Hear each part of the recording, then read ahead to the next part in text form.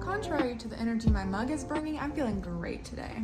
I feel like we have started the reading rush very strong. Every day since then, gradual decline. But day four, we're picking things back up. The energy's high. We're gonna have a great day. Is the energy high, or am I so tired that the energy's high? I don't know, but we're gonna make it work for us. This morning, I finished My Sister the Serial Killer, and it is freaking great. It's like interesting because it's kind of like not a full story. I mean, it is, don't get me wrong, but it's like unique. Something about it is unique. I think also what I'm learning about myself is I do not have the mental capacity to talk about books right when I finish them. I really need that whole month to think about the book before I do my wrap-up videos to really be able to talk about a book. I can't just like close it and then be like, ah, yes, here are insightful things about said book. I need time. So what I'll say with this one for now is it is a great thriller for people who like sister thrillers, you know, if you're into those like sister tropes of like two sisters going through stuff together, like this is a good one. Lots of sister loyalty in here.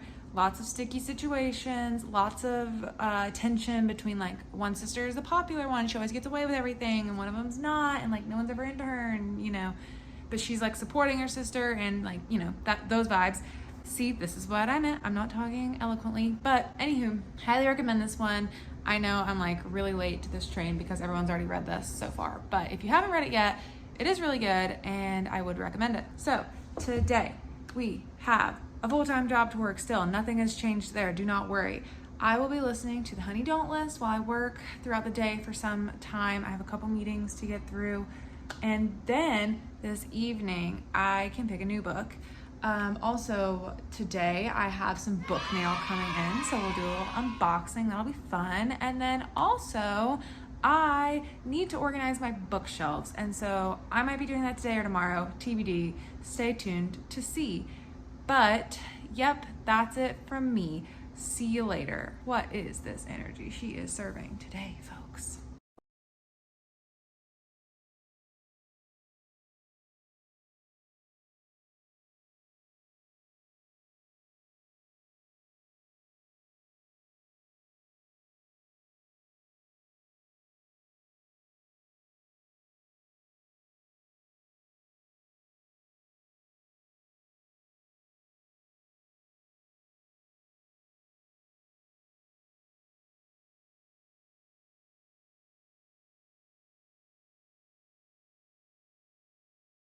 This is new.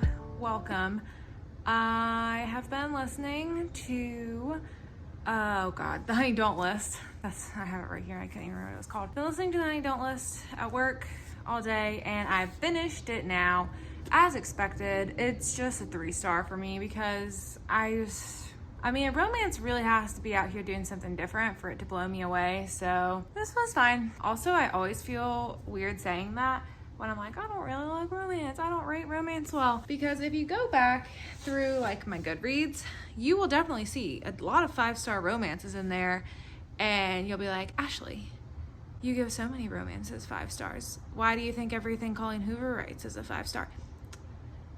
I had a time when I liked romance a lot. It's fine.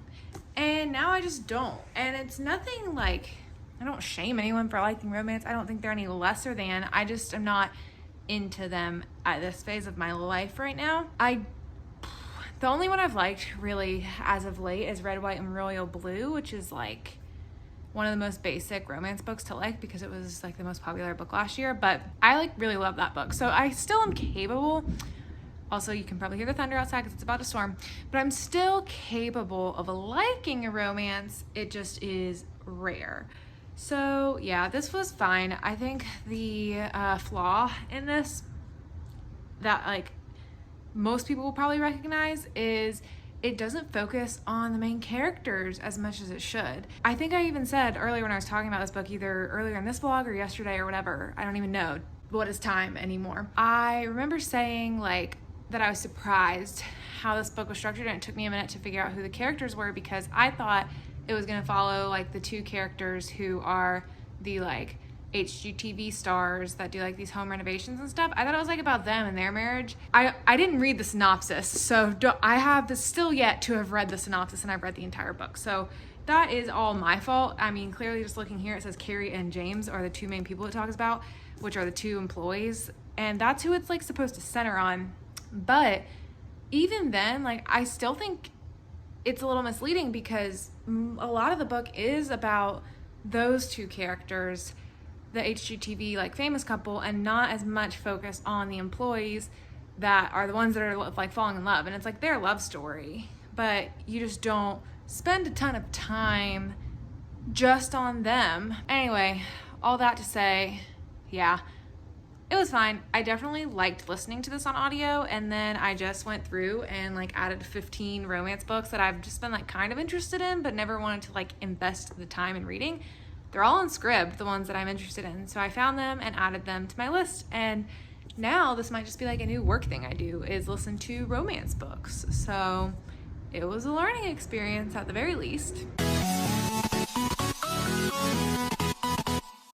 But I've got some book mail, and I'm gonna open it. So first, I have The Grace Year. I've heard a ton of great things about this book. It's like been compared to The Hunger Games and The Handmaid's Tale a lot from what I've heard, so it's something dystopian. Let me be honest with you, I don't really read synopses before I buy books. I kind of see people I trust liking them a lot. I have, you know, solid like 10 to 15 people that I generally trust their opinion, or at least I know what their favorite genres are and can kind of figure out which to like check out based off of their opinions. And what was I saying? Oh, so that's why I don't really do book hauls, because I feel like I'd be terrible at it, because I would be like, this is a book I bought because of this. I don't know what it's about. Maybe this. And like, who wants to hear that? Don't you want to know what it's about? So I'm going to do something different for once and actually read the synopsis real quick, and then I'll tell you what this book is about. Ha ha ha. First time I tried to read the synopsis, and it's just quotes on the back. Duh. Okay, so this is a dystopian, and in this world, girls are told they're like super seductive for men, and so in their 16th year, they're banished to release their magic into the wild so that they can return purified and ready for marriage. Sounds like a feminist story to come, and it follows a 16-year-old who dreams of a better life, but then as her own grace year draws near, which is the year that you get sent off, she realizes not just the brutal elements that they have to fear, not even the poachers in the woods, men who are waiting for a chance to grab one of the girls. The greatest threat may very well be each other. So sounds a little bit like Wilder Girls, which I didn't love, but I've heard good things about this, and I like the cover, so I was giving it a chance. I also really liked the concept of Wilder Girls. It just like didn't work for me. I just didn't love that book. I talk about it in my Queer Lit Readathon vlog, so you can go check that out if you want to see how I felt about it. But yeah, this sounds like everything I wanted from Wilder Girls but didn't get, so I'm excited for this. Then we have Follow Me to Ground. This is a small little book. I saw it on Scribd, and it was like 4 hours, and I was like, oh my gosh, I gotta get that done in like 2 hours if you listen on double time speed. And I was like, maybe I could add it to my reading rush. And then I read what it's about, and then I was even more intrigued. And Lala's reading this for Books and Lala, Kayla, whatever you call her. She's reading this for her reading rush. And so then I was like, yeah, I'm definitely gonna have to read that book. I was wondering if I should wait to see what she thinks about it, but I just wanted it, so I just got it. 1 second, let me see what this is actually about. Okay, see, this is why I don't read synopses, because they just tell you too many things that are gonna happen, and this is a very short book, and I don't know what things happen, so I kind of stopped reading halfway through. But basically it's about this girl and her father who live in this village, and they're like curers. They cure sick people by opening up their bodies or burying them in the ground temporarily. And the main girl is like more and less than human, so I don't know what she is, if she's even a she. And then ends up having an affair with a man, and then it says more things that happen, but I don't want to know, so I'm just gonna leave this as a mystery. But honestly, I will probably get to this within the reading rush, so stay tuned. Then we have a new release. He Started It by Samantha Downing. I have not surprisingly read My Lovely Wife, The Lovely Wife, whatever Samantha Downing's first book is that came out last year, I think, that everyone was freaking loving. I haven't read that yet because I watched someone say bad things about it, and for some reason I was like, oh, that book must suck, because they said something very logical. I don't even remember who it was or what they said, but they were saying something like, I know this is hyped up, I know everyone loves it, but this is why I didn't like it. And then I was like, okay, I guess I wouldn't like it, which I need to stop doing, because now I just think I would like that, especially after reading My Sister the Serial Killer, which has like similar vibes from what I can tell by reading about what My Lovely Wife, I think it's called that, is about. Anywho, all that to say, this is Samantha Downing's new book, and this is about inheritance. Look at me, I actually know what it's about. It's about these siblings or cousins. Okay, do I know what it's about? But it's about a family, and they're trying to get the inheritance from their grandfather, and they like go on a road trip and things happen. And look at that cover. Doesn't that just say like a big fiery explosive ending that's gonna blow you away? I think so, and I was interested in it, so had to get this one as well. So that's my mini book haul for today. I have a lot of new books that I've gotten in the past like 1 to 2 weeks that I could also talk about, but maybe I'll do that in tomorrow's vlog if I need some things to add to talk about for time, and then I'll tell you some of the new releases I've gotten that I'm super excited about. But yeah, I am excited for all of these as well. Okay, can we talk about how rude this is? Like, Pop-Tarts, what are you doing? Where is the frosting? Why is there so much crust? I am offended. It was so interesting. Did I give you a star rating? This is 5 stars. Yep, I'm definitely reading it now.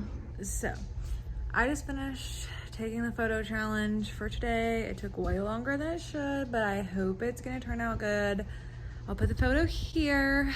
Please tell me you like it. I spent so much time cutting out little hearts. But now, at 6 o'clock, I finally need to start reading my new book for today, which I'm gonna do The Turn of the Screw, because I feel like it, and it's small, and I need a break. And the likelihood of this video going up tonight is minuscule, because I haven't even started editing it yet, and I know I filmed a lot today, so it's day 4. This probably won't go up until tomorrow, Friday, day 5. But, you know, you gotta just take some losses when you need to, because this has been exhausting. And I don't think anyone's gonna care if this does not go up until tomorrow. All 10 to 15 of you. So, yeah, I'm going to spend the rest of the evening reading this, hopefully finishing it, hoping I love it. I will check back in once I'm done and let you know what I think. I'm gonna go ahead and end the vlog for today. It is 8:30. I need to edit this, so we're just gonna stop here. I've only read 20 pages of The Turn of the Screw. Oh, hello, laptop making noises. Yeah, I've only read 20 pages of The Turn of the Screw. I'm having a hard time getting into it because the way it's written, you can tell it's old, and like the sentences are really long, and a lot of them don't make sense so far. I don't know. So I'm reading The Turn of the Screw for the challenge of reading a book that was adapted into a movie that you've already seen. So I watched The Turning from 2019 this past weekend in preparation for this challenge, because I knew I wanted to read The Turn of the Screw, and that movie was based on this book. And honestly, without seeing that movie, I might have no idea what's going on in the book right now. So kind of glad I did that, because otherwise it's pretty confusing at this point. But we'll see tomorrow how much I can get done tonight in my reading of that, and then if it gets better or less confusing, I don't know. But until then, thanks for watching. I'll see you tomorrow. Bye.